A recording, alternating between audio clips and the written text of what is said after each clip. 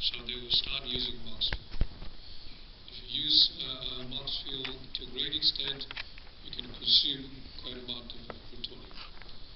Otherwise, plutonium may start to accumulate, which may become a concern from the nuclear security perspective.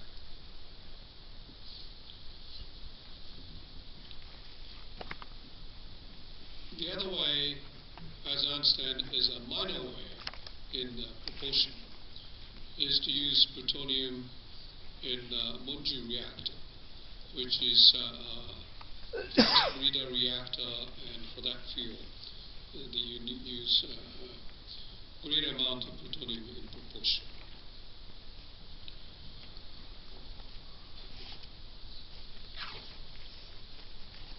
So all these issues are, from my point of view, rather short-term, immediate questions. I'm sorry to say. Some people say, no, they are very big questions, each one of them, and more medium, long-term question for Japan. But when you think about the use of nuclear energy for power generation, basically, I think we have to look for longer term, well into the latter half of this century.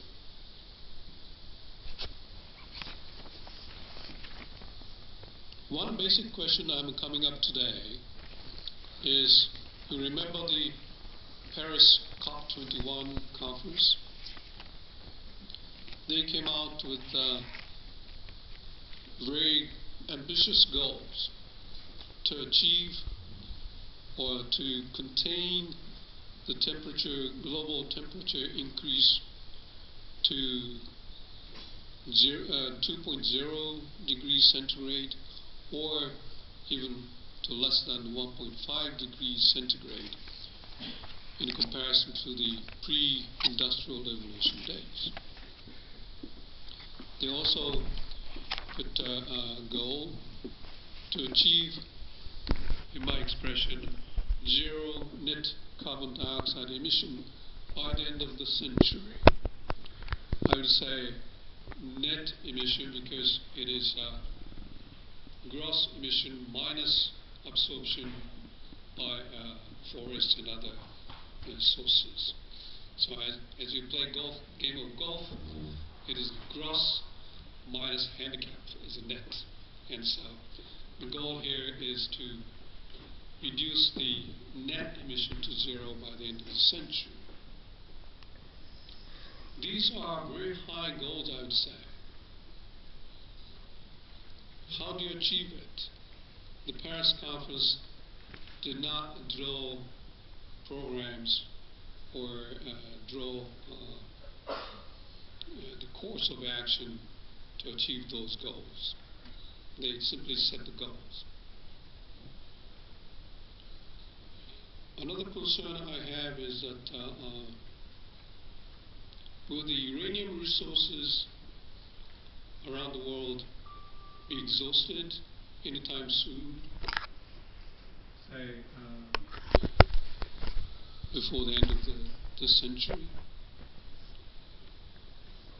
My reading from a number of materials, including the one by World Nuclear Association, says no, the resource will last at least for 1 century.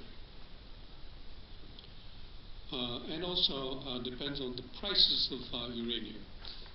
As the oil exploration shows, if the price goes up, the companies will go out to extract more uranium. But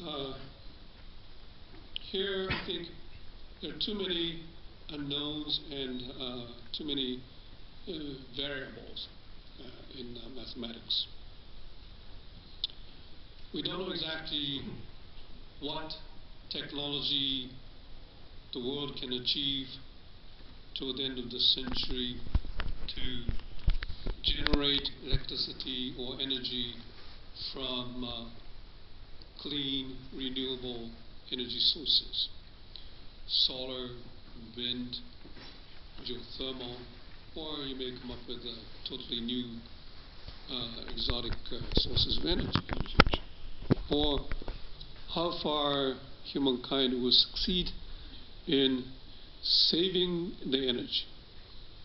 Indeed, Japan is doing great efforts in saving energy, but sometime scientists may come up with a new revolutionary technology to drastically improve the conductivity of the electricity, as the electricity is transported on transmission lines. Great amount of electricity today is wasted on the transmission lines. If you can reduce it, you can do with a smaller amount of energy generation. And so on and so on. We don't know. For example, today it is 2016. 50 years ago, who thought we can have, say, IPS cells with which we may be able to reproduce our organs? 50 years ago, who thought we can have such a small device to communicate and almost operate as a huge computer 50 years ago? The advance of science is enormous, and you cannot know, you cannot predict dependably even 50 years from today.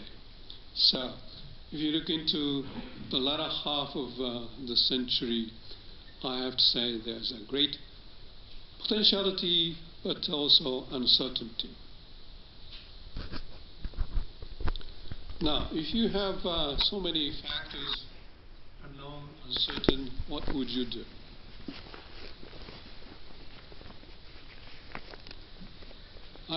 My thinking is that